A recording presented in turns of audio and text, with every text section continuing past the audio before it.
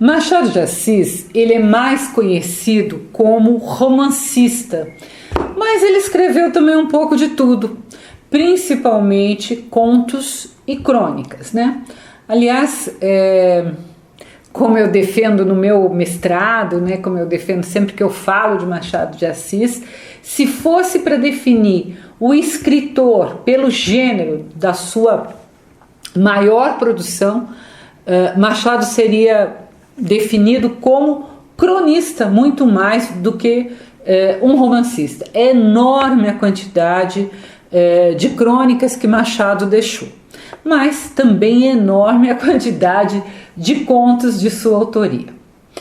Um dos seus contos mais famosos é A Cartomante, né? Que vai ser publicado primeiro em jornal, né? Como era todos os contos, os romances eram em pedaços, como tudo, eu já falei isso várias vezes aqui no canal.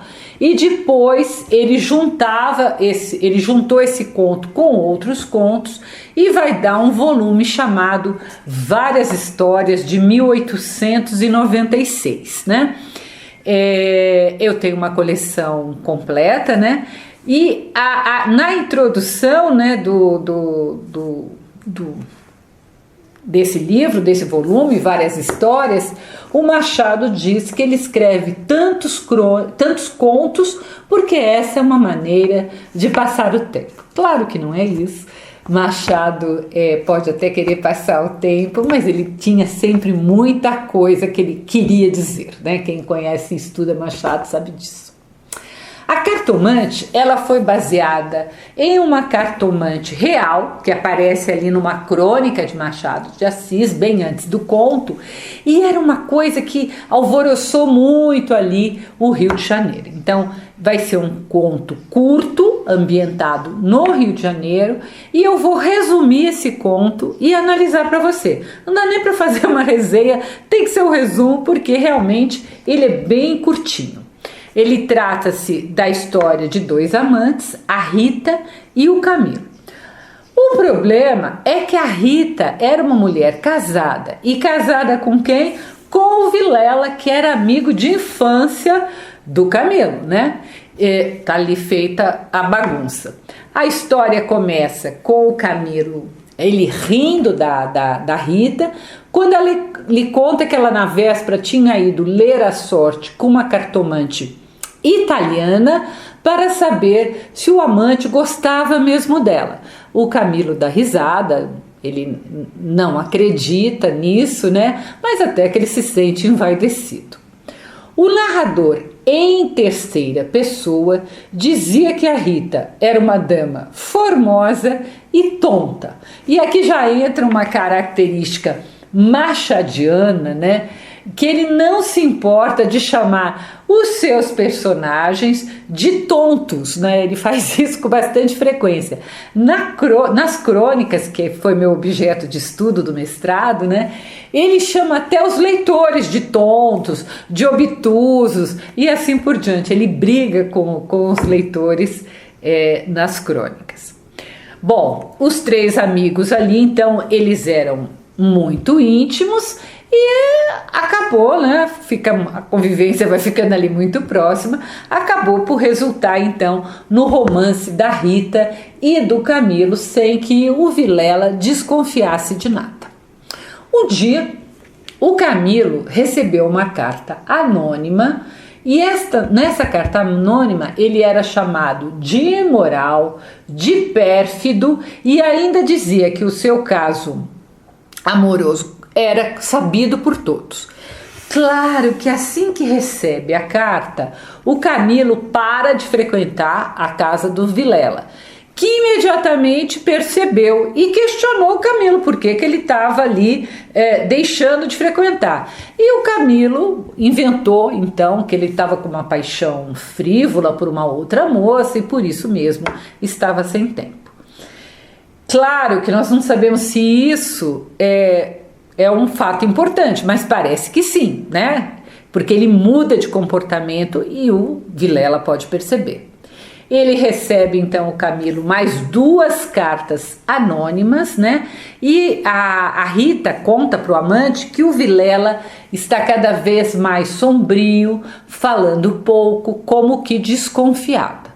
A Rita insistiu para que o Camilo voltasse a frequentar a casa dela não, deles, né, dela e do marido, mas o Camilo preferiu se ausentar. Nós, leitores, nunca vamos saber quem a autoria dessas cartas anônimas, e isso não é importante para o desenrolar da história. Pode ser que as cartas tenham sido enviadas até pelo próprio Vilela, desconfiado, né? E que ali, como o Camilo mudou de postura, ele percebeu então que era verdade. Não sabemos. Bom, um dia o Camilo recebeu um bilhete do Vilela quando ele ainda estava trabalhando ali na repartição, ele trabalhava numa repartição. E o que o bilhete dizia? O bilhete dizia apenas, abre aspas, vem já já à nossa casa, preciso falar-te sem demora. O Camilo, quando leu aquilo, ele deslumbrou o drama todo rapidamente, ficou com muito medo, já imaginou que a Rita devia estar ali desesperada, chorando, né? E que o Vilela o estava esperando para matar. Bom, o Camilo pensou um pouco, não tinha o que fazer, ele tinha que ir, o amigo estava chamando com urgência, né? E ele foi lá andando, inquieto, nervoso, né? Ele sabia que não podia deixar de ir, mas estava nervoso. E aí ele pegou uma carruagem, um tilbury ali, que eles chamam, uma carruagem pequena, para ir até a casa do Vilela. Era melhor, ele pensou, acabar com essa aflição toda de uma vez, enfrentar o Vilela, né? Só que no caminho, a carruagem que o estava levando, ela teve de parar porque havia acontecido, as ruas eram estreitas e havia acontecido ali na rua um acidente com uma carroça, né, que tinha tombado e que estava impedindo a passagem da carruagem do Camilo. Então ele ficou lá esperando, né, com um cocheiro e tal. E ele, enquanto ele esperava, ele reparou que ele estava bem em frente à casa da cartomante. E ele resolveu então descer e se consultar com a cartomante para ver se tinha alguma coisa de grave que iria acontecer na casa do Vilela, e pediu que o cocheiro lhe esperasse. Aí a cartomante pôs as cartas ali do baralho, né, e disse que ele, o Camilo, tinha levado um grande susto, mas que não tivesse medo de nada. E ela ainda acrescentou, falando sobre o amor que ligava os dois, né, e da beleza da Rita. Ou seja, pode ter sido a cartomante que mandou a carta? Pode também, né? Então vocês percebam que podia ser qualquer pessoa, né? Dizia-se que todo mundo sabia do caso, então pode ser até um que nem aparece na história. Camilo, muito mais calmo, porque a cartomante tinha garantido que não ia acontecer nada, né? Ele diz para a cartomante que ela tinha lhe restituído a paz. Ele ficou tão satisfeito que ele pagou bem mais que o preço usual ali que a cartomante cobrava e foi embora, né? E foi embora bem descuidado, bem seguro de que nada ia acontecer. Quando ele chega na casa do Vilela, a porta abriu e apareceu. Quem atende a porta é o próprio Vilela. E o Camilo ainda lhe disse: desculpe, não pude vir mais cedo. O que há? O Vilela não lhe respondeu nada, né? Em silêncio, fez sinal para que o Camilo e ele fossem para outra sala.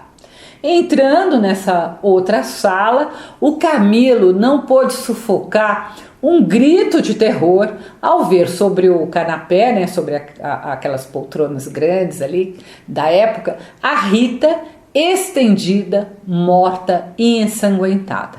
Em seguida, o Vilela pega o Camilo pela gola e lhe dá 2 tiros, né, estirando morto no chão. E aí, gente, acaba a história. Então, eu falei que era um conto muito curto, né? E é um conto que, apesar de curto, ele sintetiza, né, muita coisa, né? Há muitas mensagens nesse conto tão curtinho. Qual é a primeira mensagem? A primeira é sobre o adultério, que na época era um tema de muitos escritores realistas, né? Os da época do romantismo passaram anos sem poder escrever sobre adultério, e aí os realistas vieram falando muito sobre adultério e mostrando como era difícil esconder o adultério, né? Mostrando um pouco que essa família que a gente imagina sempre tão perfeita, que a gente chama de família doriana, ela só era assim nos livros românticos que escondiam a realidade, porque na realidade as famílias erram e o adultério era algo comum. Então esse já é uma primeira mensagem. Depois o Machado, ele satiriza a crença que as pessoas têm em videntes, que obviamente só querem tirar o dinheiro dos crédulos, né? Ninguém é capaz de prever o futuro. Eu sempre pergunto, tal vidente já ganhou na loteria? Porque se ela fosse capaz de prever o futuro, ela ganhava na loteria, né, gente? Então, o próprio narrador disse que a Rita era tonta, né? Mas o Camilo também foi tonto em acreditar na cartomante, que ele podia ir sem medo, ou seja, ele foi desprevenido. Então, o Machado mostra a contradição do ser humano através do Camilo. A razão, né, era um homem culto, esclarecido, a razão dizia para ele não acreditar em videntes. Mas na hora do desespero, como algumas pessoas costumam fazer, aceita qualquer fórmula mágica, né? E não tem fórmula mágica, a gente sabe, para enfrentar nenhum problema. A cartomante, ela chegou até a dizer em italiano, "Va ragazzo innamorato", né? Uma ironia, né? Que é uma característica própria da narrativa machadiana, né? Como se fosse uma coisa muito feliz, "vá, vá". Na verdade, ela estava mandando de encontro à morte. O conto, ele usa também o recurso do intertexto. O que é intertexto? É quando o escritor cita outros escritores. Machado faz isso muito em toda a sua obra. Nesse caso desse conto, o escritor citado por Machado é Shakespeare.